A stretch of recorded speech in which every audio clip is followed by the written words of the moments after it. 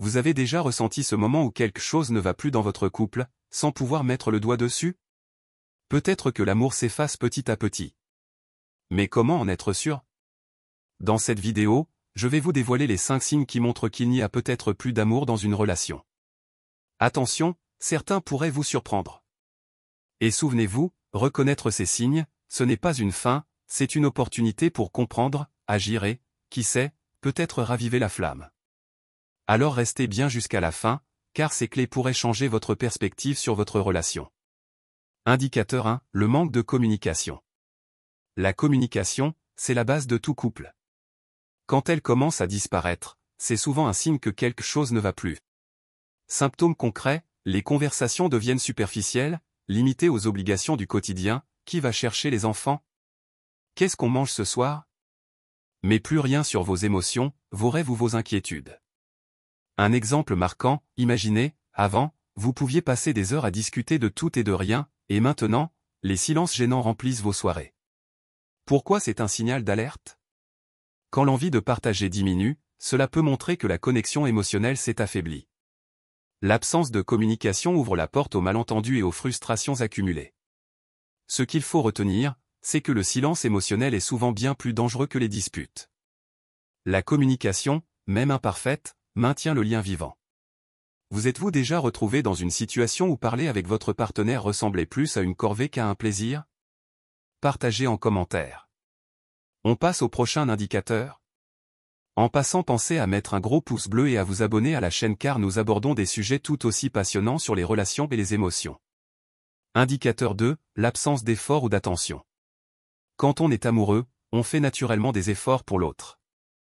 Mais lorsque ces petites attentions disparaissent, c'est souvent un signe que l'amour s'estompe.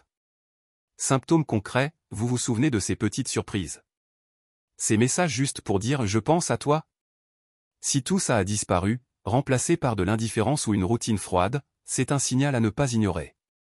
Un exemple vécu, prenons un exemple, avant, votre partenaire vous préparait votre café préféré ou vous demandait comment s'était passée votre journée. Aujourd'hui, elle semble ne plus y penser. Pourquoi c'est un problème? Les attentions, même petites, montrent que l'autre se soucie encore de vous.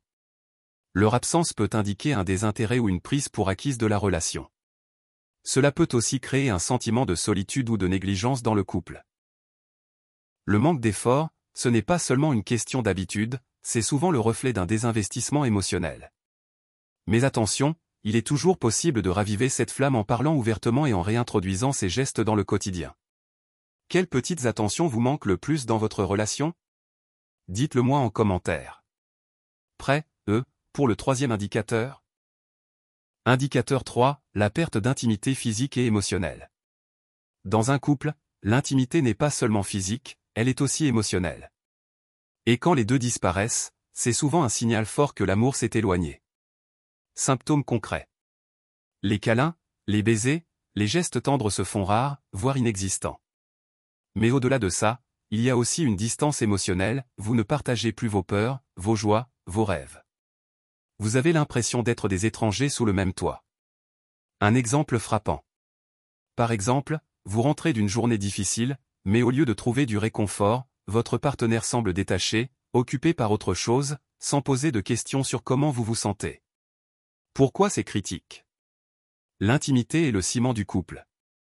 Quand elle disparaît, cela peut créer une sensation de vide ou de rejet. La perte d'intimité physique peut souvent refléter une distance émotionnelle plus profonde. Le manque d'intimité n'est pas une fatalité. Mais pour y remédier, il faut du courage pour en parler et de la volonté des deux côtés pour recréer cette connexion perdue. Selon vous, l'intimité dans un couple, c'est plus important sur le plan physique ou émotionnel? J'aimerais lire vos avis dans les commentaires.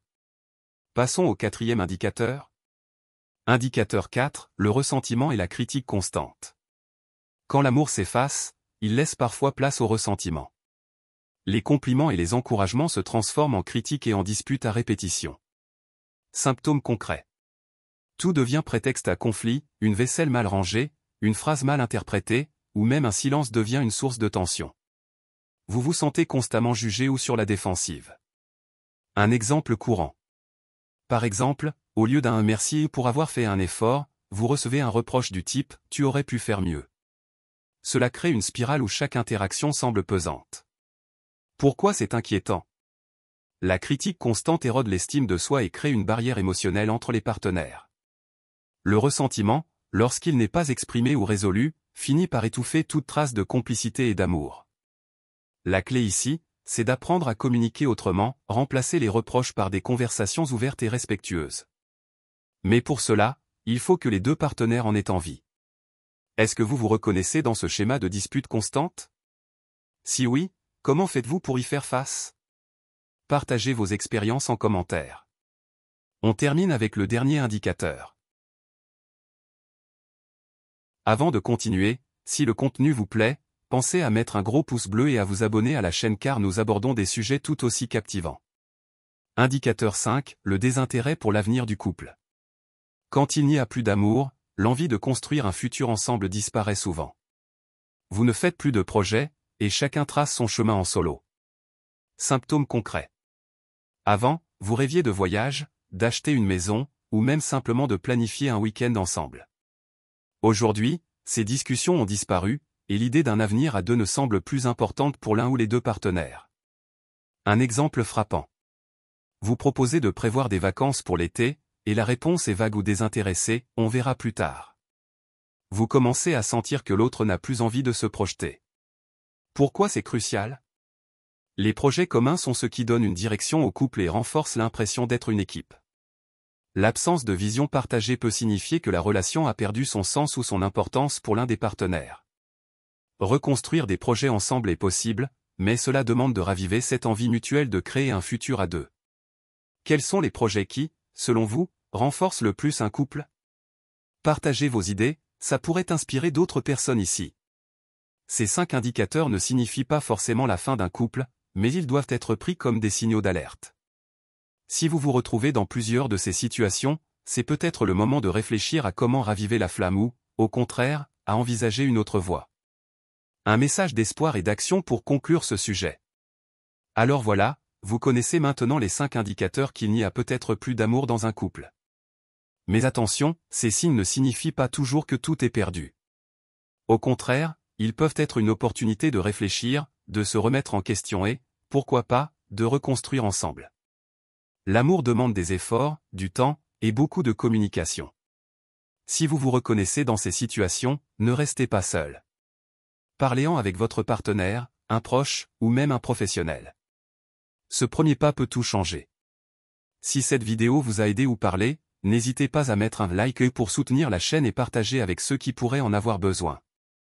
Abonnez-vous pour ne pas manquer mes prochaines vidéos, où je vous donnerai des conseils pour surmonter ces difficultés et retrouver la sérénité dans votre vie de couple. Et rappelez-vous, chaque couple a ses hauts et ses bas, mais ce qui compte, c'est ce que vous choisissez d'en faire.